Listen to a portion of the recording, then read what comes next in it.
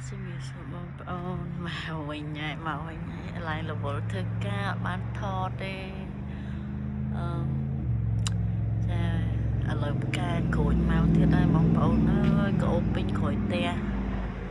ចាក្អូបពេញក្រួយផ្ទះបងប្អូនឆ្នាំនេះផ្កាច្រើនណាស់ចាផ្កាច្រើនមែនទែនក្អូបឈ្មោះពេញក្រួយផ្ទះចាចិត្តពេកខ្លាចខ្មុំតិចឥឡូវវាអត់តន់ហេចទេបងប្អូនពេលរិចទៅខ្មុំមកច្រើនហើយដូចផ្កាម្លិះផ្កាក្រូចប៉ុន្តែវាកំពុំដូចផ្កាម្លិះចឹងចារដូវផ្ការីកចាំខ្ញុំផ្ដាសាយអូយអត់ទៅផ្ការីក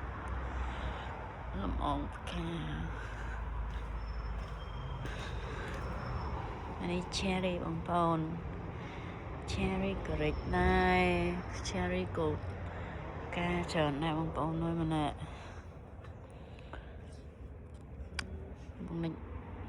ក៏មើលតាមកាមេរ៉ានៅក្នុងមករីកស្អាតចា cherry ផ្លែដើមប៉ុណ្ណឹងឯងបងប្អូនចាប៉ុន្តែ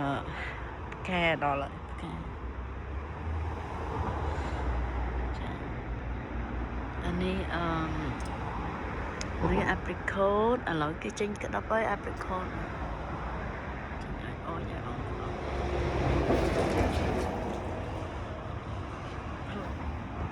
អានេះផ្លែត្រឡប់បងប្អូនត្រឡប់ក៏ចេញផ្កាដែរបងប្អូនអូយផ្កាច្រើនណាស់ឆ្នាំនេះចាន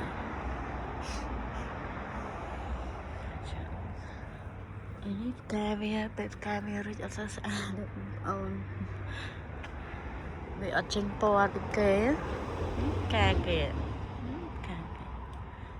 នៅចេញមកក្តាប់មកហ្មងអូអំពៅវាចេញកូនច្រើនណាស់បងប្អូនអើយណែមកឡើងឈ្ងាយ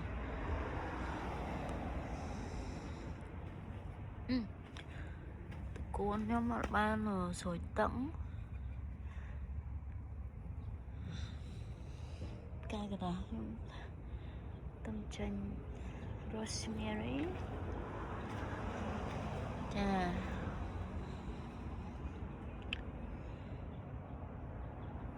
កូនថែវខ្ញុំដាំទំចេញស្លឹកអូយនេះអូយចេញមកហើយអូយគួរស្រឡាញ់ចាំមកមើលចាំមកបានប៉ុន្មានមើលឥឡូវមកបេះទ្រាប់slow កកោបងប្អូន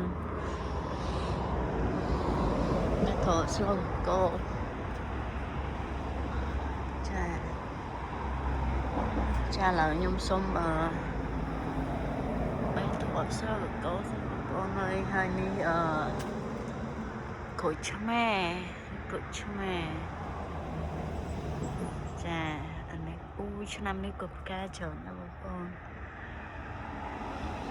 ចាឈ្ងុយឈ្ងប់ហ្មងចាហើយផ្លែវាតូចឯងប៉ុន្តែឆ្ងាញ់ជូរឆ្ងាញ់ចា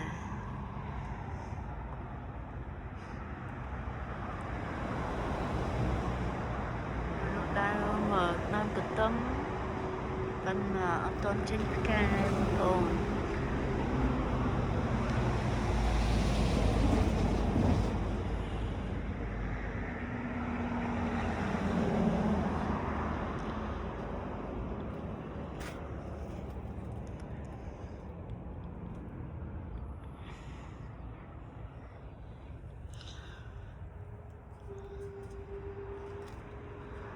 នេះថមាប់ចូលបែកយកទៅស្លកកៅ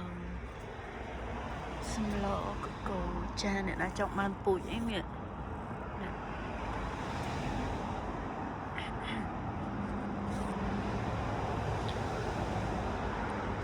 ចាអរគុណច្រើនបងប្អូនសូមបេះទ្រាប់ស្លក